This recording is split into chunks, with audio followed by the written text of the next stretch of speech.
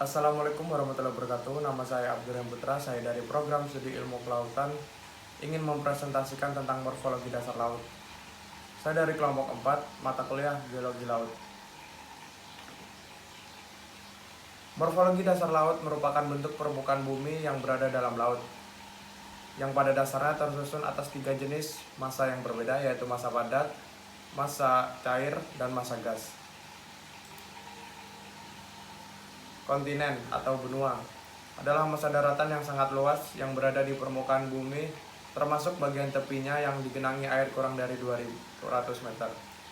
Semua benua yang ada saat ini dulunya pernah menyatu yang dinamakan dengan Pangea. Seiring perubahan waktu, Pangea pecah menjadi bagian-bagian yang lain hingga menjadi saat ini.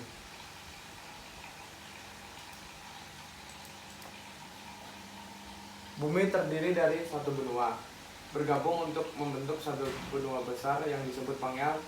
Bukti-buktinya didasarkan pada kemiripan fosil dan area batu besar di kedua sisi Atlantik. Adanya proses tektonik lempeng pada kerak bumi secara terus-menerus pada masa lampau menyebabkan terbentuknya sebuah lautan atau samudra yang nampak pada saat ini. Samudra merupakan badan air asin yang sangat luas dan berhubung yang dibatasi oleh benua. Samudra setidaknya menutupi 71% dari permukaan bumi. Bagian samudra berbentuk cekungan besar yang terisi oleh air asin yang dinamakan cekungan samudra.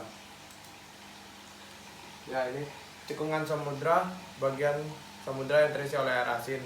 Cekungan samudra dimulai dari pantai benua, tepi benua, hingga bagian paling dalam yang disebut dengan lantai samudra. Ini terdapat gambar yang membedakan antara pantai benua, tepi benua, hingga bagian paling dalam. Pembagian morfologi dasar laut. Morfologi dasar laut dibagi menjadi dua, yaitu morfologi tepi benua dan morfologi cekungan samudra. Tepi benua merupakan bagian tepi benua yang tenggelam dan bagian transisi antara benua dan samudra. Ocean Basin, bagian samudra yang kedalamannya lebih dari 2000 meter, meliputi deep sea plain kedalaman lebih dari 1000 meter dan the deep dasar laut terdalam atau yang disebut dengan palung. Sedangkan pada tepi benua dibagi menjadi paparan benua, lereng benua, tinggian benua. Paparan benua bagian benua yang tenggelam dengan kemiringan lereng kecil 1 meter per 1000 meter. Kedalamannya berkisar antara 1000 sampai 2000 meter dan lebar berkisar 50 hingga 70 km. Lereng benua adalah tepi benua yang mempunyai lereng terjal dengan kemiringan 3 sampai 6 derajat, kedalaman berkisar 2000 sampai 3000 meter. Tinggian benua adalah lereng tidak terjal hingga perlahan menjadi dasar pada dasar lautan.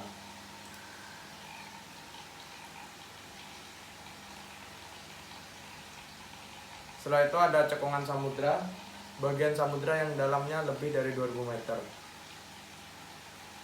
Ada istilah ridge and rise, punggung laut, bentuk peninggian di dasar laut yang hampir serupa dengan gunung.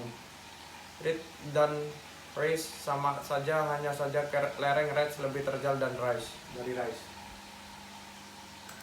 Trench, dasar laut yang sangat dalam, berbentuk seperti saluran pemisah. Daratan abisal merupakan penampakan topografi dasar laut yang datar, masih merupakan bagian dari paparan benua.